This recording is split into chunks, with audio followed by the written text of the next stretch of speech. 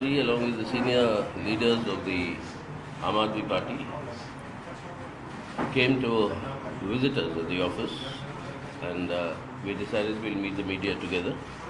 And now he will say why he came to meet us.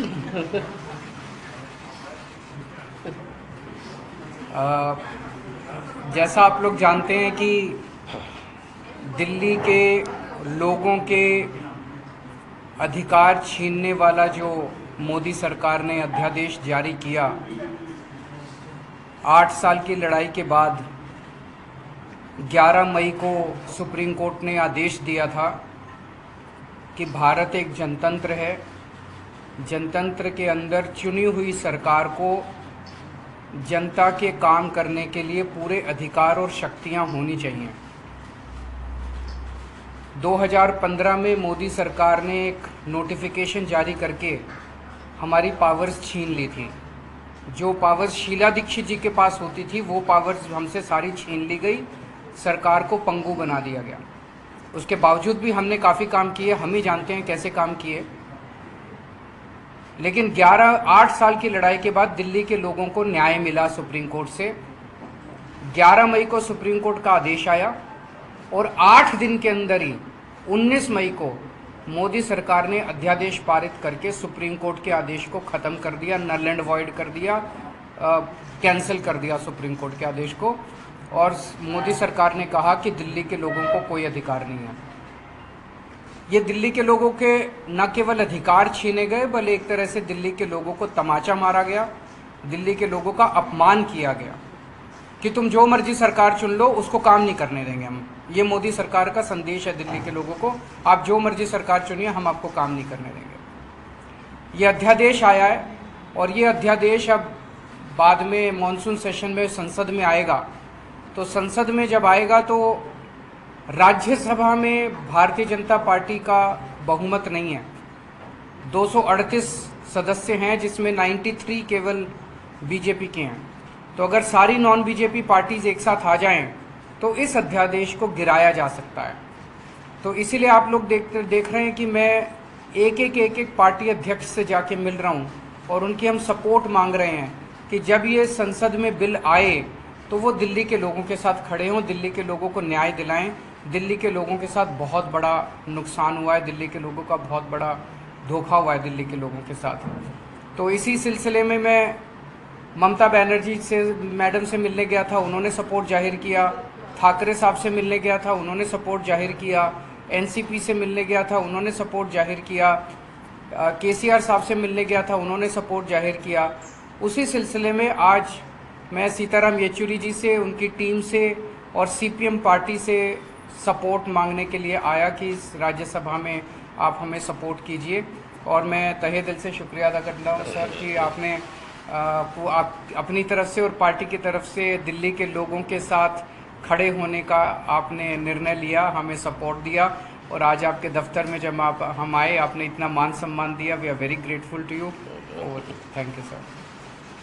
Thank you, बहुत शुक्रिया। आप और आपकी टीम हमारे दफ्तर आए। और जहाँ तक मार्क्सवादी कम्युनिस्ट पार्टी का सवाल है, 19 मई को ये अध्यादेश जारी किया मोदी सरकार ने।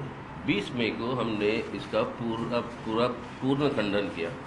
हमने कहा ये हमारे देश की संवैधानिक व्यवस्था और जनतंत्र के खिलाफ है। और एक तरह से देखें, ये कंटेंट ऑफ कोर्ट भी बनता है कि कोर्ट ने इस तरीके से वर्डिक्ट दिया और उसको आप रिवर्स कर रहे हो कि ऑर्डिनेंस के थ्रू।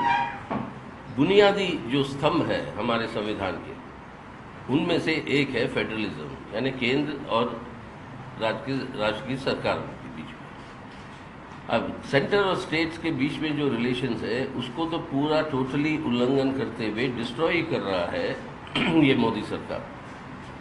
अब स्टेट्स के अधिकारों के ऊपर बहुत हमले हो रहे हैं, बहुत तरीके के हमले हो रहे हैं। और उनमें से ये एक बहुत ही ब्रेजन तरीके से, जिस तरीके से ये ऑर्डिनेंस लिया गया, ये हमारे संविधान का उल्लंघन है। हम उस हिसाब से इसका पूरा का पूरा विरोध करते हैं, खंडन किया है।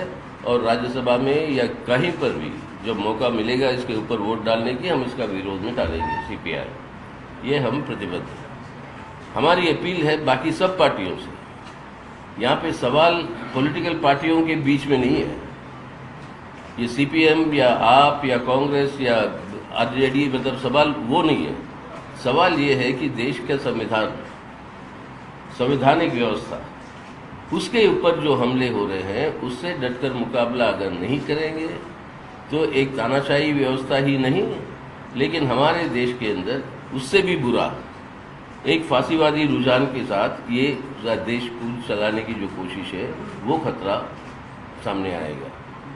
तो इसलिए हमारी अपील सबसे है, और ख़ास तौर से उन पार्टियों में जिन्होंने अभी तक इसका खंडन नहीं किया, उन पार्टियों से है कि आप समझ लीजिए आज दिल्ली सरकार के साथ हो सकती है, कल को हो सकता है केरल की सरकार हो जहाँ पर हमारी सरकार है, अब राजस्थान या बाकी जगह पर जहाँ पे कांग्रेस की सरकार है, हिमाचल प्रदेश, या आपके रीजनल पार्टीज की सरकारें जो है उड़ीसा में, आंध्रा में और तेलंगाना में या तमिलनाडु में, इन सब के लिए ये एक खतरा है कि जो भी विपक्षी पार्टी का सरकार है उसको डिस्टेबलाइज करने के लिए किसी भी हद तक जा सकती है ये मोदी सरकार, इसको रोकना है।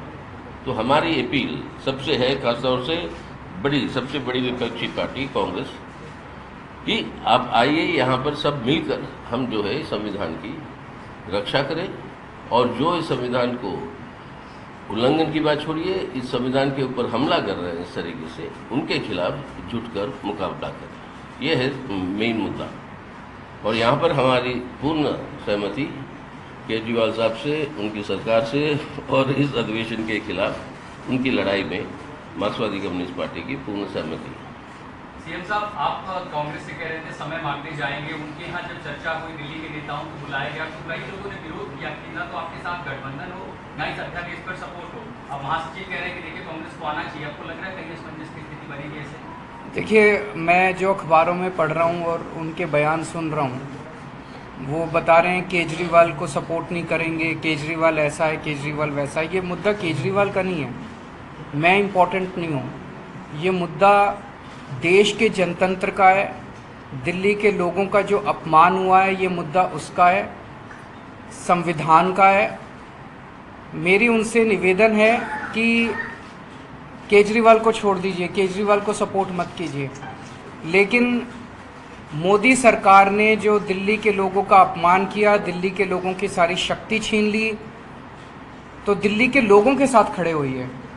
आज इन्होंने दिल्ली के साथ किया है, जैसा अभी येचुरी साहब ने कहा, कल को अगर ये राजस्थान सरकार के साथ खड़े होते हैं, के राजस्थान के खिलाफ ऐसा ऑर्डिनेंस पास करते हैं, तो हम उसके खिलाफ खड़े होंगे। हम ये नहीं कहेंगे ये कांग्रेस का मामला है कि बीजेपी का मामला है, ये देश का मामला है, तो हमें देश के साथ खड़े होना है।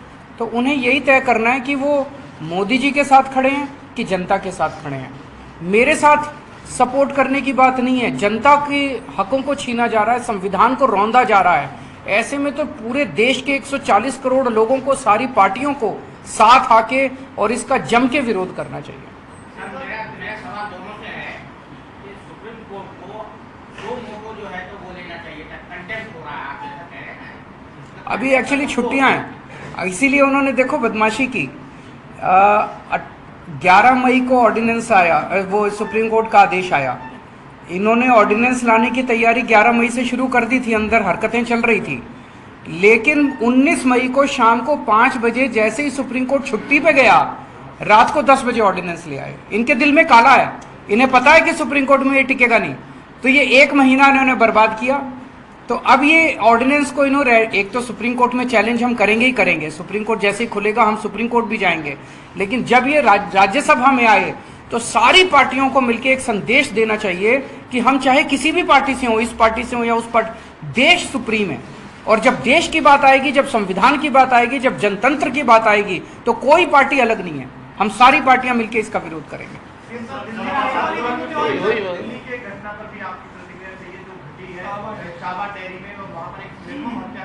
सुनकर देखो, सुनकर देखो, सुनकर देखो जी, ममता राहुल मोदी बोले, लिखे जितेंद्र जी।